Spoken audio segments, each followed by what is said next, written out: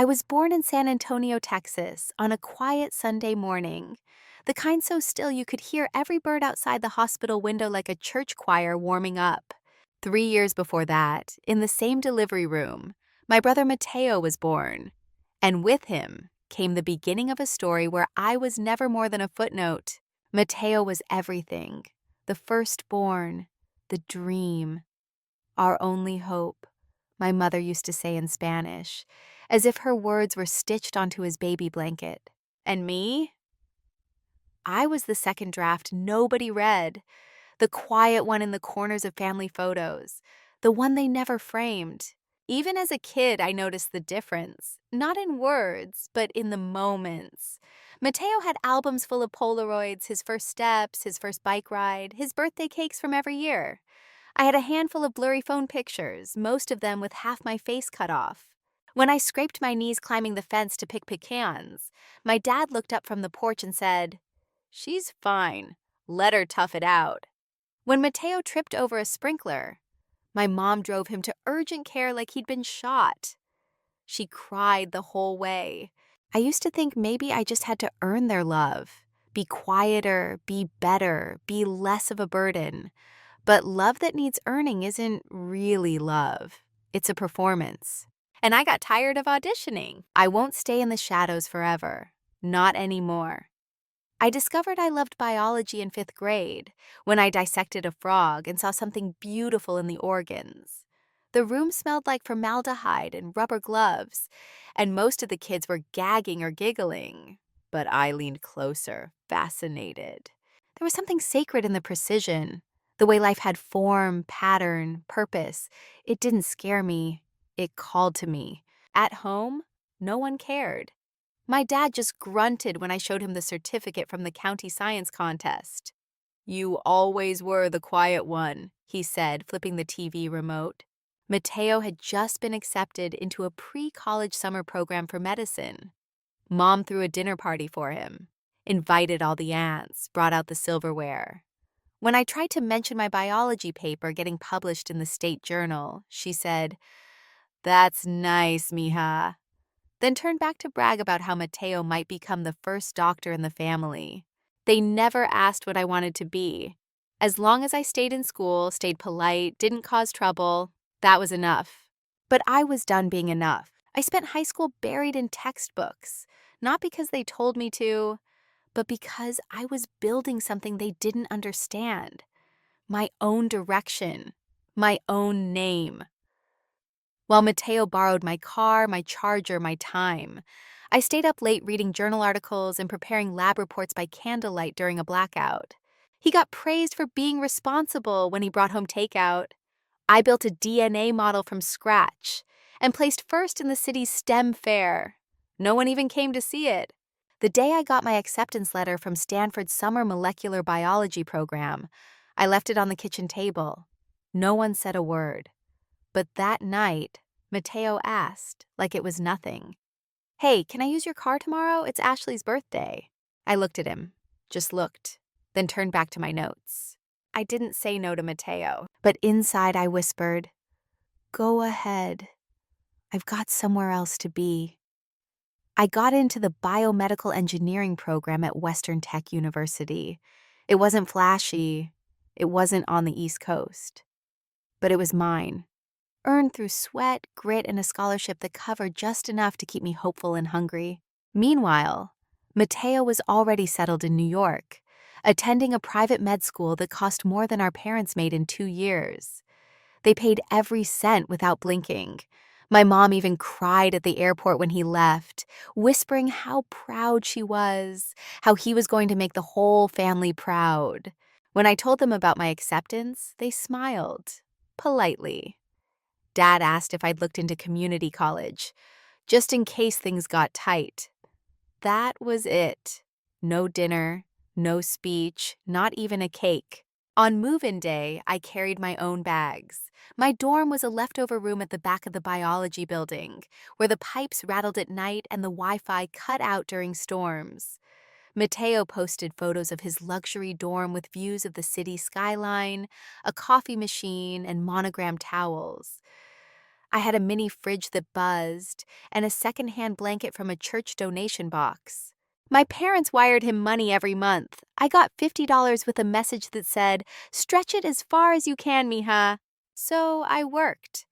Nights at the library, mornings in the campus lab prepping petri dishes and logging experiment data. I skipped parties, missed sleep, got blisters on my fingers from shelving books, and cracked skin from constant sterilizing. One night during my shift, I saw a girl scrolling through Instagram, watching Mateo's story.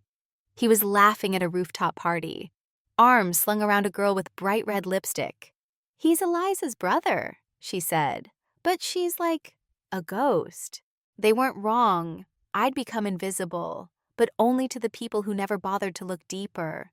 Every quiz I aced, every paper I published in student journals, every biology seminar I snuck into. That was me, laying brick after brick for a life they never imagined for me, a life they didn't design so they didn't care to celebrate. Once, a visiting neurosurgeon gave a guest lecture. Afterward, I stayed behind to ask a question. He paused, looked at my notebook full of margin scribbles and diagrams, and said, "You think like a scientist." It was the first time I let myself smile without guilt. Later that week, I called my mom to share that I'd been invited to join a competitive summer research cohort. She said, "That's nice, sweetie. Mateo just got his first white coat. He looks so handsome." I didn't get angry. I didn't cry. I just sat there, phone in hand, letting the silence stretch like a bruise turning to scar tissue. While Mateo wore lab coats for Instagram likes, I wore nitrile gloves and washed test tubes in a basement lab. And when he drove around in the used sedan Dad bought for him, I caught rides from campus security after closing the library at 2 a.m. I never complained. I documented, quietly, intentionally, brick by brick. No one carved this road for me. But each mile, each bruise, was mine. It started with an email from Professor Chang. "Eliza, your proposal has potential. Let's polish it for submission." I had written my research proposal on stem cells and cancer treatment, a topic I knew could change everything for me. While Mateo floundered through his electives, casually attending lectures and joking about how tough medical school was, I was buried in research papers, writing grants, and reaching out to labs for funding. I knew I had no safety net. No one was going to make calls on my behalf, send emails, or hand me an easy path. It was all on me. And that realization didn't break me. It made me relentless. By the time I reached my 6th semester, I had already secured my first research grant and a partnership with a bioengineering lab. Mateo, on the other hand, had dropped out of 2 classes due to stress, which was the same excuse he always used to bail on responsibility. I didn't have the luxury of dropping anything. I had to claw my way up. Then came the email from Professor Chang. After months of sleepless nights, I had finally submitted my research proposal on stem cell therapy for leukemia treatment, an idea I felt could actually make a difference in the field. I read his email 3 times before it sank in. He saw me. As soon as I hit send on my final draft, I was on a plane to a scientific conference in San Francisco, presenting my work to a panel of doctors, researchers, and experts in the field. I stood in front of them, trembling, but I didn't let anyone see it. I spoke about something I knew could change lives, and I was ready to prove it. 3 weeks later, I received a letter, thick and embossed, marked Global Research Fellowship. I had been selected as one of 6 nationwide to receive the fellowship, a prestigious award that would allow me to travel to an international conference, fully funded. They even gave me the option to bring 2 family members along. I stared at the letter, barely feeling the rush of excitement. I thought of all the years I'd spent pushing myself to be recognized, the years of invisible labor that no one had ever acknowledged. I thought of my parents, who never asked about my work, never asked how my research was progressing. I thought of Mateo, who would likely never know the difference between my work and his classes. I didn't want to share this with them, but something deep inside urged me to reach out. So I called Mom. She picked up on the 3rd ring. "Charlotte, I'm making dinner. Can I call you back?" "Mom, I got a fellowship. I'm going to an international conference. They're giving me 2 tickets for family to come along." There was a pause. "That's nice, sweetie," she said, her voice casual. "Let me know when you're back." My heart dropped, but I didn't let it show. I hadn't expected anything else, not from them. But I had expected something from myself, something I had learned to do all those years of being invisible. I took the win, and I kept moving forward. I flew to the conference alone. At the event, surrounded by faces of international scientists, I stood at the podium, presenting my research with conviction. My mind raced back to the empty chairs where my parents could have been. But the applause that followed wasn't for them. It was for me. And then, as I walked off the stage, I felt it. The quiet validation I'd never received from the people I once craved approval from. I didn't need them to see me anymore. I didn't need their applause. I had my own. And now the door's open. I'm walking through it. I told myself I wouldn't invite them. But that night, something inside me picked up the phone anyway.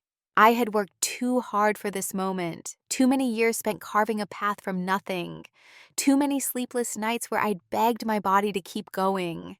Despite the weight of every expectation, every ignored achievement, every quiet moment where I wasn't seen. But as I dialed the number, a strange thought crossed my mind. Maybe this is what they need to see.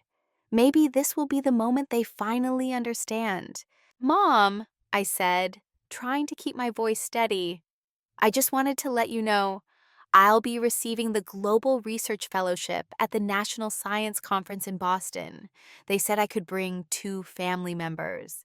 The pause on the other end was long, too long, like the words had to crawl through an invisible wall. Finally, she said, almost flatly, "That's nice, honey. I'll check with your father, but I'm sure you'll be fine. You've always been fine." I should have expected it. My parents had never truly seen me, not in the way I needed them to.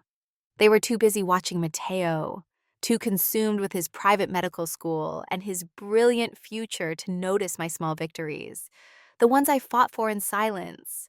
My heart didn't break. It had long since hardened into something practical, something that no longer required their love to survive. I put the phone down and exhaled. The decision was made. I wouldn't need them there.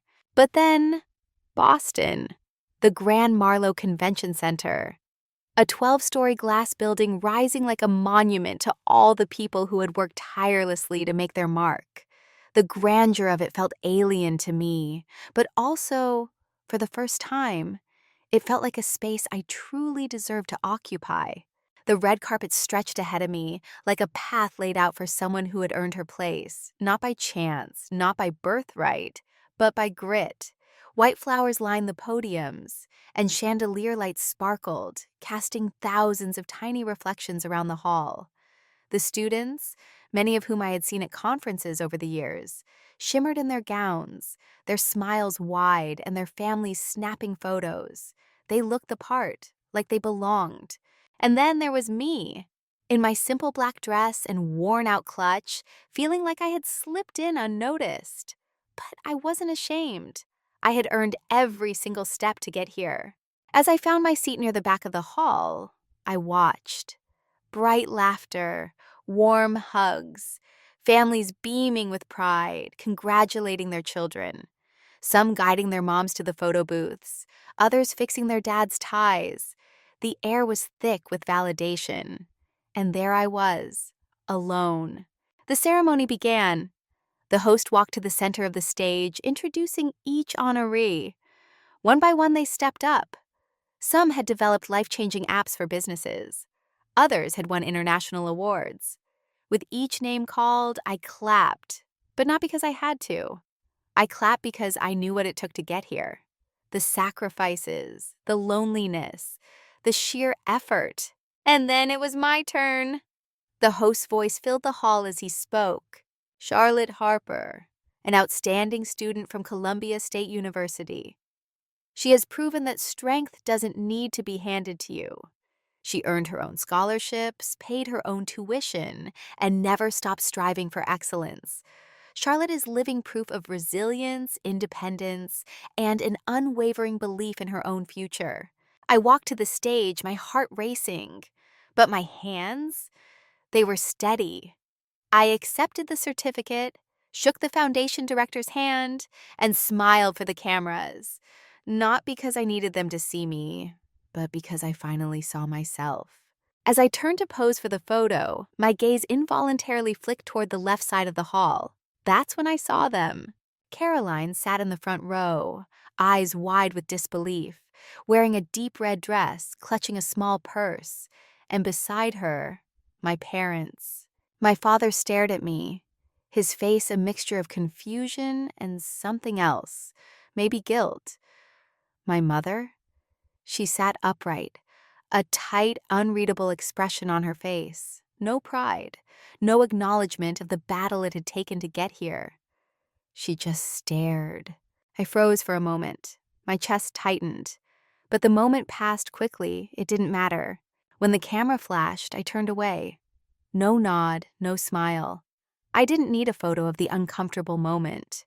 They were in my life, yes, but they were no longer the ones who defined my worth. After the ceremony, as recruiters and executives began circulating, I was approached by Lucinda Parks, a director from Everett & Company.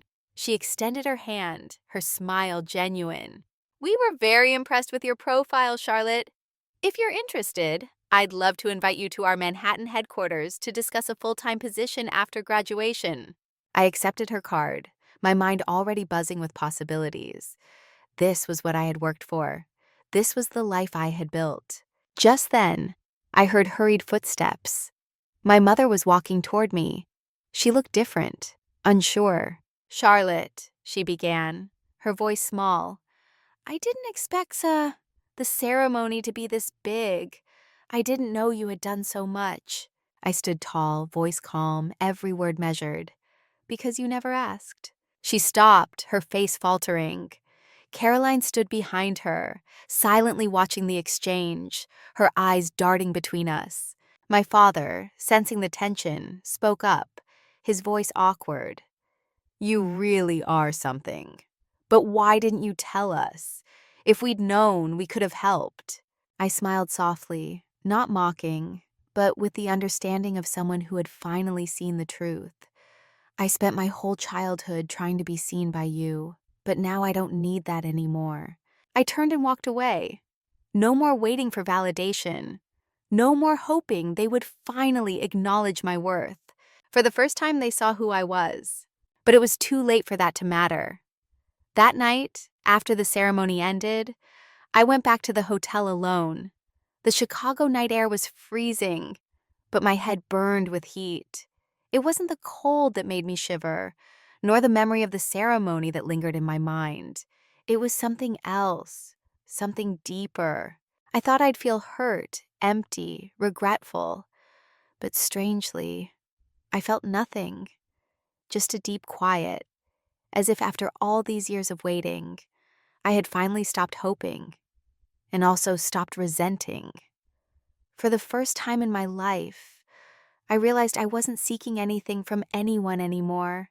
Not from my parents, not from Mateo, not even from Caroline. They had all shaped my story, yes, but they were no longer the authors. I was. The silence of the hotel room wrapped around me like a heavy blanket. I should have felt something. I should have longed for validation, for my parents' pride, or maybe even for the feeling of family unity. But all I felt was calm.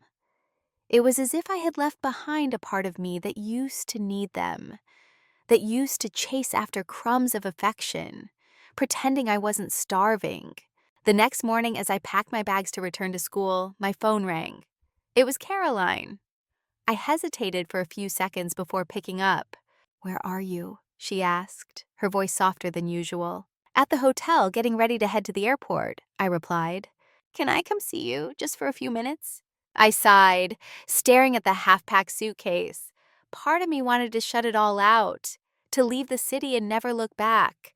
But another part of me, the part that had been the quiet girl standing in the shadows for so many years, whispered to hear her out. So I agreed. 30 minutes later, there was a knock at the door. I opened it to find Caroline standing there, dressed in a hoodie and jeans, her usual polished appearance nowhere to be seen. She hovered at the doorway for a moment before stepping in. Her eyes were red, but her voice wasn't shaky. She was still trying to hold on to control. "I don't know where to begin," she said, sitting down across from me on the bed. I didn't answer right away. I just watched her, waiting for her to say something real, something that would explain the distance between us. "Last night, watching you walk across that stage, I realized I've never really understood you," she said quietly. I sat there, and I thought about everything we've been through. You've been so strong for so long, and I've always felt like I had to prove something too. But now, Mom and Dad are starting to bring you up as an example. They've started saying I need to be more like you. Her voice trailed off. I feel like I'm the one being compared now. I raised an eyebrow. Strange. That feeling's familiar. I had lived with it for nearly 2 decades. The comparison, the feeling of always being the second choice. Caroline looked down at her hands, fidgeting with her fingers. "Did you ever wish I'd just disappear?" I didn't answer right away. I thought about all those years spent cleaning classrooms, sitting quietly in the background, watching as Caroline got all the attention, all the praise. She was the pretty, charming one. I was just the quiet one, the one who was good at getting by, but never quite enough to stand out. "No," I said softly, my voice steady. "I just wanted to be seen." Caroline took a deep breath. Her eyes filled with something I hadn't seen in a long time. Vulnerability. "I'm jealous of you, Charlotte. Jealous that you're so capable, that you're strong without needing anyone." Her words felt like a distant echo. "I thought you were cold, stuck up. I'd heard them all before, but this time they didn't hurt. In fact, they felt familiar. Too familiar." "I thought you were cold, stuck up," she added, voice breaking slightly. "But now I see it. You're not cold. You're just tired of having to be strong for so long." I turned away from her, my hands tightening around the edge of the bed. If she had said this earlier, maybe I would have cried. But now it felt like hearing a song I knew too well, too familiar to move me anymore. "Caroline," I said, my voice firm but gentle. "I used to want an apology. I used to want Mom and Dad to stand by me, just once. But last night, standing on that stage, I realized I've come far enough not to need that anymore." She didn't say anything at first. She just sat there looking at me. Her eyes shifted between guilt and something else. Maybe a dawning realization of what I had fought for all these years. After a long silence, she asked quietly, "So now what? Are we still sisters?" I looked her straight in the eyes, no longer looking for answers in her. "I don't know, maybe." It was a moment of clarity. I had spent so many years thinking that being sisters meant sharing the same blood, but now I knew it wasn't about that. Sisters wasn't a title you earned by proximity. It was about kindness, respect, and standing by each other, even when the world never would. Caroline nodded, a flicker of remorse crossing her face. As she stood up to leave, I felt a strange lightness. I had been carrying the weight of her expectations for years, but now I didn't need to. Didn't. As she walked out of the room, I sat there for a long time, letting the silence fill the space. It wasn't uncomfortable, this silence. It wasn't heavy with regret. It was freeing. I didn't need the late realizations. I didn't need belated praise. What I needed, I had already given myself, the freedom to live by my own worth. I moved to Seattle for my research position. It rained the whole week. The rain felt like the world was cleaning my slate, washing away everything I used to be, everything I thought I had to be. The city didn't offer me a warm welcome, nor did it ask me to fit in. Seattle simply was. And for the first time, I realized I didn't need to fit in anywhere. I had come here for a new beginning, and that was enough. It wasn't the type of place that greeted you with bright lights or loud celebrations. The city was gray, its streets often slick with rain, and the towering glass buildings loomed like silent witnesses to the lives unfolding inside.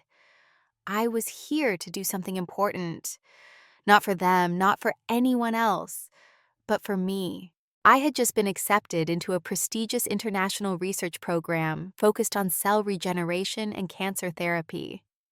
I had worked my entire life for this. Long nights in the lab, fighting battles no one could see, standing alone when the people who should have been there were somewhere else. But none of that mattered anymore, because I was here now, in Seattle, on my own.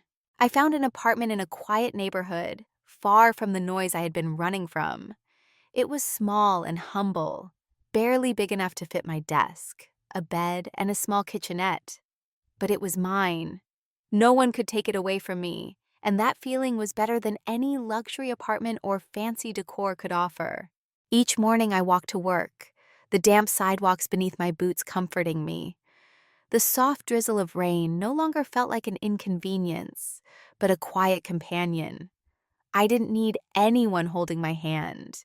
I didn't need anyone cheering for me. Because in this world, I was the only one who could hold my own hand. I was the one I needed. And for the first time, I was at peace with that. The work was grueling, demanding, and endless. Every day was a battle of intellect, a race against time to unlock the mysteries of biology and disease. But there was something exhilarating about it. The thrill of discovery, the drive to push past my limits. It wasn't for anyone else. It was for me. My mother called once a week. The conversations were predictable, brief, and distant. "Are you eating well?" she'd ask. "Yeah, I'm fine," I'd answer. "Work wearing you out?" she'd inquire, as if I hadn't mentioned the same thing the week before. "It's a lot, but I'm used to it," I'd reply. Then there'd be the inevitable mention of Caroline. "Caroline's thinking about taking another certification. I told her to follow your lead." I never knew how to respond to that. There were no words that could explain how much her words meant to me, how little they mattered now. "Okay," I would say, polite but detached. The calls were no longer an exchange of love, but a routine. We had become more like polite acquaintances, sharing the same blood, but not much else.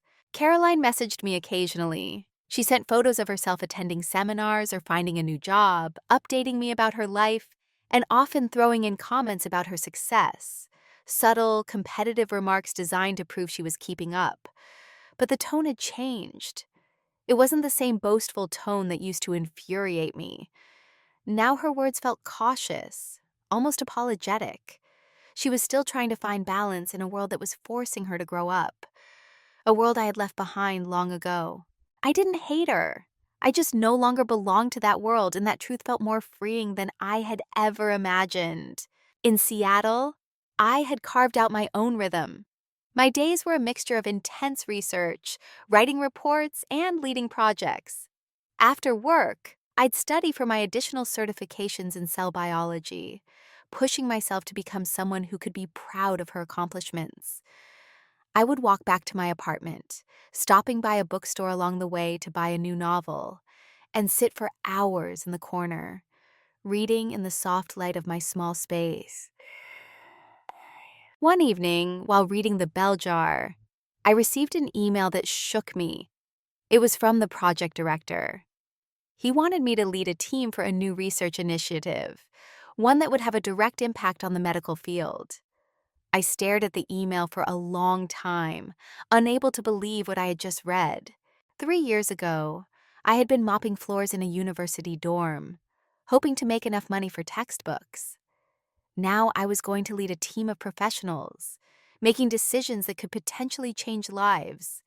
The journey had been long and filled with pain, but as I stared at the email, I realized I had fought for every step of this.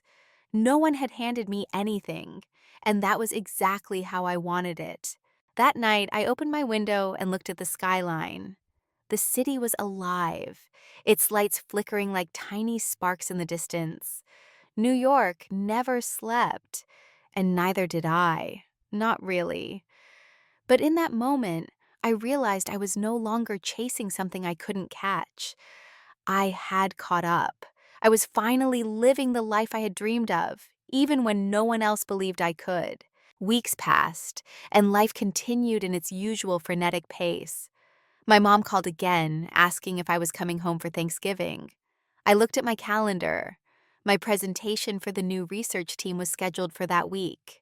"No, I'm busy. I have a major project to prepare for," I replied, my voice steady, free of guilt.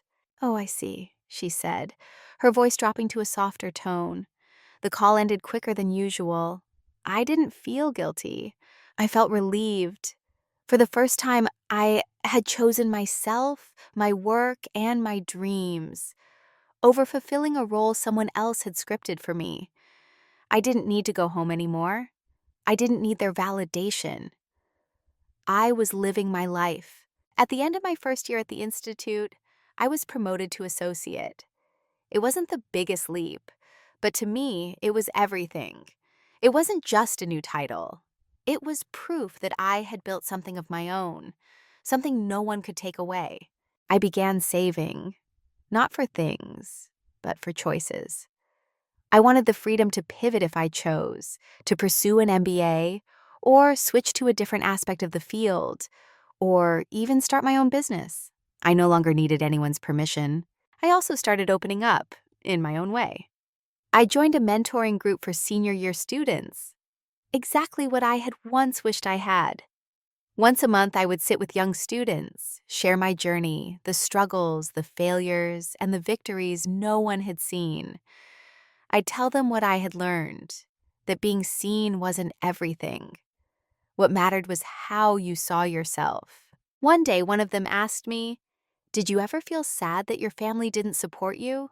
I looked out the window, the sunset painting the sky in shades of gold.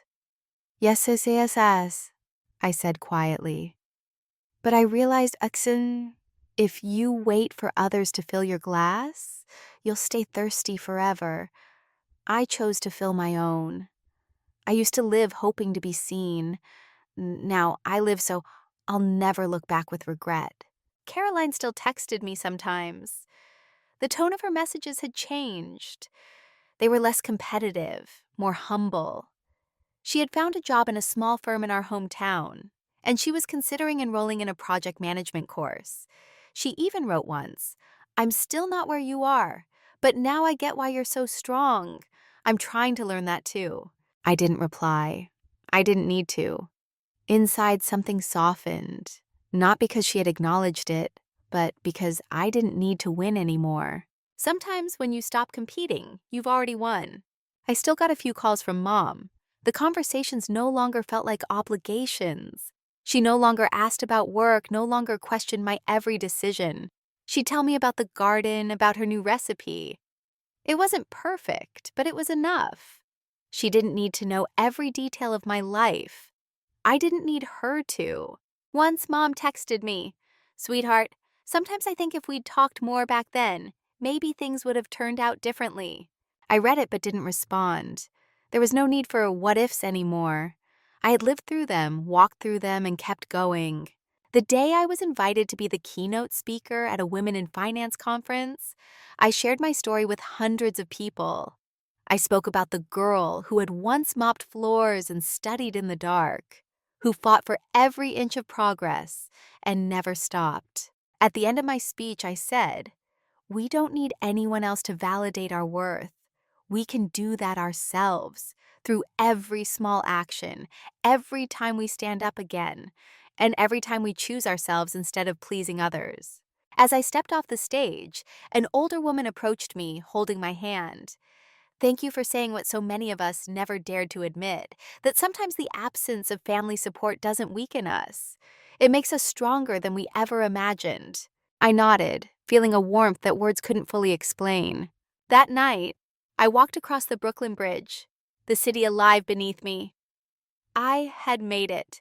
Not just to the stage, not just to the top, but to a place where I didn't need anyone's validation to know that I was enough. In that moment, Eliza Moreno was no longer someone's sister. She was someone's future. In that freedom, I learned something vital. I had built my own life, not from the expectations of others, but from the strength I had always carried within myself. Eliza Moreno is no longer anyone's shadow. She is her own light, and that's all she needs to be. What do you think of Eliza's journey? Do you believe she made the right choice in letting go of her past? Or do you think there's a part of her that still needed closure? Can we truly move forward without the support of the family we were born into? Or is that something we have to learn to create on our own? Share your thoughts in the comments below. And don't forget to follow for more inspiring stories about resilience, self-discovery, and the power of choosing yourself.